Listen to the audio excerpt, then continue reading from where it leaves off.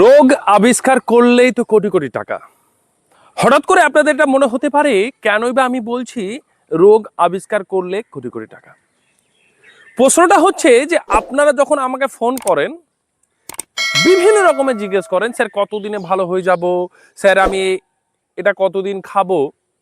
তো আমার প্রশ্নটা হচ্ছে আপনাদের কাছে, আপনারা কি একবারও সেই ডাক্তারকে কি জিজ্ঞেস করেন যে স্যার আমরা এই যে সুগারের ওষুধ রয়েছে বা অ্যাসিডিটির ওষুধ বা প্রেশারের ওষুধ রয়েছে, থাইরয়েডের ওষুধ রয়েছে, ওনারা যখন প্রেসক্রাইব করছেন বলছেন সারা জীবন যতদিন বাঁচবেন ততদিন আপনাকে সুগারের ওষুধ, প্রেশারের ওষুধ, অ্যাসিডিটির ওষুধ, থাইরয়েড ওষুধ খেয়ে যেতে হবে। তো ওখানে আপনারা একবার জিজ্ঞেস করেন না স্যার আমাদের সারা জীবন খেতে হবে কেন? আমাকে তো জিজ্ঞেস করছেন, আমাকে তো মন খুলে জিজ্ঞেস করছেন, কিন্তু ওনাদেরকে কেন জিজ্ঞেস করছেন না?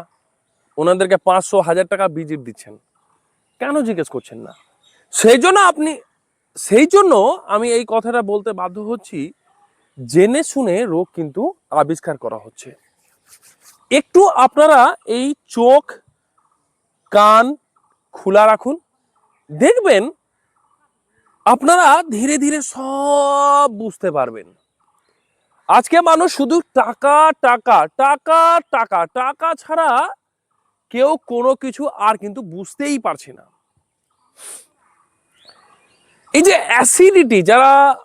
অ্যাসিডিটির জন্য প্রতিনিয়ত যারা অ্যাসিডিটির ওষুধ খাচ্ছেন, পরবর্তী সময়ে দেখা যাচ্ছে যে কিডনি ফেলিওর হচ্ছে, কিডনি ড্যামেজ হয়ে যাচ্ছে। যারা থাইরয়েডের ওষুধ খাচ্ছেন, কন্টিনিউয়াসলি খেয়ে যাচ্ছেন, পরবর্তী দেখা যাচ্ছে টিউমার বা ক্যান্সার হয়ে গেছে গলার মধ্যে। এই যে ডায়াবেটিসের আপনি ওষুধ খাচ্ছেন, খেতে খেতে খেতে খেতে লিভার শেষ, আপনার কিডনিও ড্যামেজ হচ্ছে। এই যে হাই প্রেসারের ওষুধ খাচ্ছেন, এটা তো কিন্তু আবার আপনার লিভারে কিন্তু 12টা বাজাচ্ছে, কিডনির সমস্যা দাঁড়াচ্ছে, আরো ধীরে ধীরে ধীরে ধীরে আরো বিভিন্ন রোগের কিন্তু সৃষ্টি করছে। অ্যালোপ্যাথি ওষুধ একটা রোগের জন্য যখন আপনি খাবেন, আরেকটা রোগ কিন্তু বাড়াবে। দুটো রোগের জন্য যদি দুটো আপনি ওষুধ খান, আরো 4টাও বাড়াবে। প্রশ্নটা হচ্ছে এই জায়গায় আপনারা কেন জিজ্ঞেস করেন না স্যার আমাদের সারা জীবন খেতে হবে কেন? ওষুধ আমরা খাচ্ছি ভালো হওয়ার জন্য, কিন্তু সারা জীবন সেটাকে খেতে হবে কেন? তাহলে আমরা কিওর হতে পারছি কোথায়?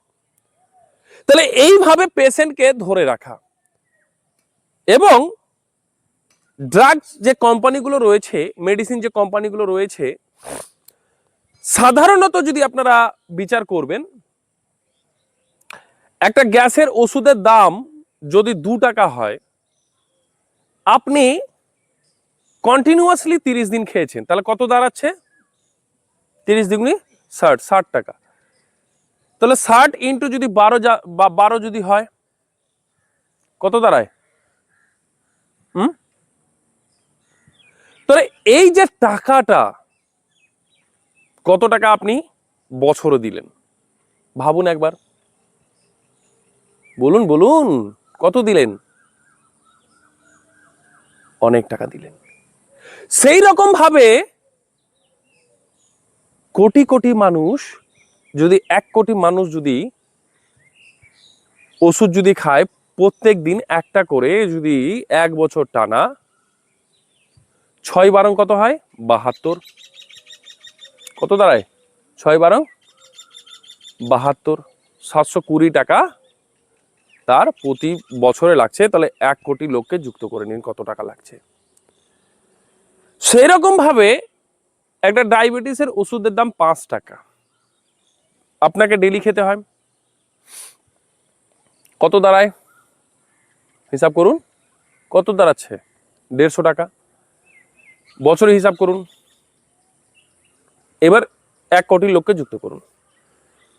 সেরকম ভাবে প্রেসারের ওষুধ, এক একজন তো 3টে করে প্রত্যেক দিন খেতে হয়। এক অ্যাসিডিটি, এক হচ্ছে ব্লাড প্রেসার হাইয়ের জন্য, একটা সুগারের জন্য আছেই। আর প্রত্যেকের বাড়িতে 2-3 জনে এই সমস্যা কিন্তু আছে। তাহলে পেশেন্টকে তারা কি করছে, ধরে রাখছে। পরবর্তী সময়ে আরো বিভিন্ন ধরনের রোগ কিন্তু সৃষ্টি হচ্ছে, পরবর্তী লিভারের সমস্যা, আবার পেশেন্ট। তার মানে রোগীকে ধরে রাখা হচ্ছে, সেও ধরে রাখছে, এরাও ধরে রাখছে, মাঝখান থেকে কোটি কোটি কোটি কোটি হাজার হাজার হাজার হাজার কোটি টাকা ইনকাম করে তারা বেরিয়ে যাচ্ছে, আর অলরেডি ইনকাম তারা করতেই আছে। তো সাধারণ জ্ঞানে যদি আপনারা ভাবেন একবারও, সেই জন্য আপনারা যেখানে যাচ্ছেন যান, যে ডক্টরের কাছে যাচ্ছেন যান, আমাকে যেভাবে আপনারা জিজ্ঞেস করেন, স্যার কতদিন খাবো, কতদিনের মধ্যে ঠিক হয়ে যাব, তো আমি তো বলি যে 30 দিন খান, 25 দিন খান, 15 দিন খান, 7 দিন খান, 5 দিন খান, ঠিক হয়ে যাবেন। তো ওনাদেরকে কেন আপনি জিজ্ঞেস করছেন না? আপনারা কেন জিজ্ঞেস করছেন না যে স্যার সুগারের ওষুধ লিখেছেন, ডায়াবেটিস ওষুধ লিখেছেন, স্যার কেন সারা বছর খাবো? ওষুধ তো খাবো ভালো হওয়ার জন্য, তো সারা বছর কেন খেতে হবে? কেন প্রশ্নগুলো করেন না? মাসে মাসে টেস্ট করাচ্ছেন, আবার ওষুধের পাওয়ার বেড়ে যাচ্ছে, কখনো কমে যাচ্ছে, কখনো বেড়ে যাচ্ছে, কখনো কমে যাচ্ছে, এটাই তো চলছে। তার মধ্যে কিছু জিনিস আপনাদেরকে পুরো প্রমাণ সহ তথ্য আমি আগামী দিন দেখাবো। এক পেশেন্টের, কিডনি পেশেন্টের, ওনার এখন কিডনি ভালো হয়ে গেছে, নর্মাল।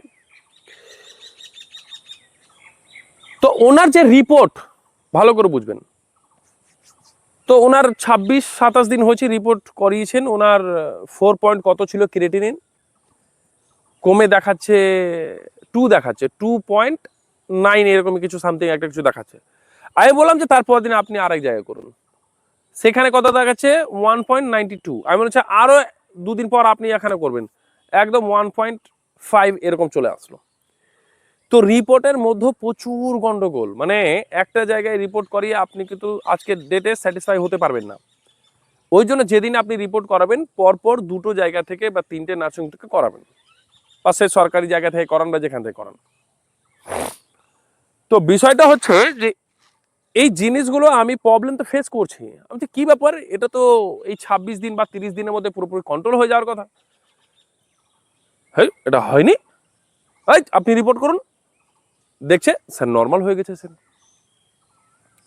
তাহলে আমি যদি সেই বেসিসে যদি নর্মাল নর্মাল হয়ে গেছে ওনার ক্রিয়েটিনিন, কিন্তু ওখানে দেখাচ্ছে নর্মাল নেই, তো যদি আরো চলতো তো চলতে থাকতো। ওই জন্য আমার সন্দেহ হয়েছিল, সেই জন্য আমি রিপোর্ট করতে বলি, বোঝা গেল? তো এখন নর্মাল। তো সেই কথাটা বলছি, এদিকে হচ্ছে মেডিসিন যারা কোম্পানি রয়েছে, ড্রাগ কোম্পানি যারা রয়েছে, তারাও লুটছে, এদিকে এই নিচু স্তরে লুটছে, আর এদিকে রিপোর্ট করতে গিয়েও লুটছে তারা। তো কোটি কোটি টাকা, কারণ পেশেন্টকে ধরে রাখতে হবে, সেই জন্য বললাম। এবং যাদের যেই রোগের প্রতি কোনো কনসেপ্ট নাই, এবং যে ট্রিটমেন্টটা অ্যালোপ্যাথির মধ্যে নেই, তবুও তারা জোর জবরদস্তি ট্রিটমেন্টটা চালিয়ে রাখছে। পেশেন্টকে ধরে রাখতে হবে, কারণ ওর কাছ থেকে ও যত মাল মশলা আছে টেনে বের করতে হবে। অনেকজন আমাকে বলছে কান্না করে যে স্যার আমরা প্রচুর ডাক্তার দেখিয়েছি স্যার, কিচ্ছু নেই স্যার, একদম পুরোপুরি ভাবে আমরা স্যার শেষ হয়ে গেছি। তো আপনাদের ভিডিওটা আমি দিলাম, আপনারা নিজেই দেখুন, বুঝতে পারবেন। তো দেখুন বিষয়টা কোন জায়গায় দাঁড়ায়, মানুষ সব জায়গা থেকে হেরে যাওয়ার পর কিন্তু আমার কাছে আসছে, এবং আমার কাছে আসছে বড় আশা নিয়ে। তো আমি নিরাশা কখনোই করি না। যাদের আর্থিক অবস্থা একদম শেষ হয়ে গেছে, একদম লুটে, মানে কি বলছে, রক্ত মাংস লুটে নিয়েছে, চুষে নিয়েছে, যারা কান্নাকাটি করে আমাকে বলে স্যার আমাদের অবস্থা খুব খারাপ স্যার, আমরা রেজিস্ট্রেশন ফিও দিতে পারবো না, তা আমি বললাম যে ঠিক আছে চলুন আপনার ফ্রি।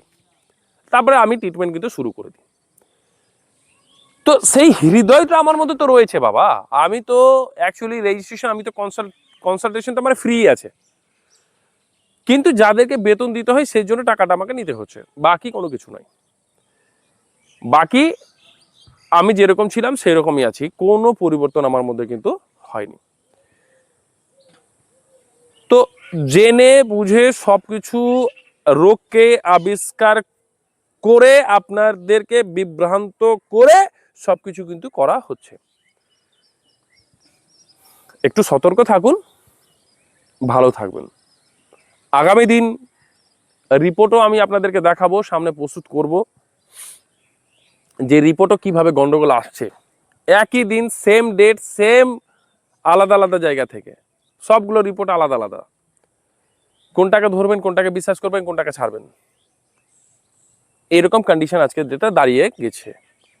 তো জেনে বুঝে আপনি সুস্থ আছেন, কিন্তু আপনাকে জেনে বুঝে অসুস্থ বানিয়ে লুটা হচ্ছে, এটাই কারণ, বাকি কোনো কারণ নেই। বুঝা গেল? কারণ আপনি গরিব থেকে গরিব হতে থাকবেন, আর ওরা একতলা থেকে দুতলা, দুতলা থেকে তিনতলা, চারতলা, পাঁচতলা, ছতলা, আটতলা, নয়তলা, দশতলা, এভাবে করে ওর বিল্ডিং ওরা ঠুকতেই থাকবে। বুঝেছেন? এইভাবে করে ওরা বিল্ডিং এইরকম ছিল, ধীরে ধীরে ধীরে ধীরে এইরকম বানিয়ে নিল, ঠিক এইরকম বানিয়ে নিল। আর আপনি এরকম ছিলেন, থাকতে থাকতে থাকতে থাকতে নিঃস্ব, টাকা মানে জমি জায়গা বাড়ি ঘর বিক্রি করে আপনি শেষ হয়ে গেলেন। তো এটাই হচ্ছে ব্যাপার। বুঝুন, বুঝুন। আমার এই ভিডিওগুলোকে দেখুন, ঘরোয়া উপায়ে আপনারা আসুন, এখনো সময় আছে, আসুন, নিজেকে বাঁচার চেষ্টা করুন। বুঝা গেল? আগামী দিন আমি যে পেশেন্টগুলো সামনাসামনি আপনাদের আনবো, আপনাদের চোখ কান ব্রেন পুরো সব খুলে যাবে। বুঝা গেল কথাটা? একটু চোখটাকে খুলুন,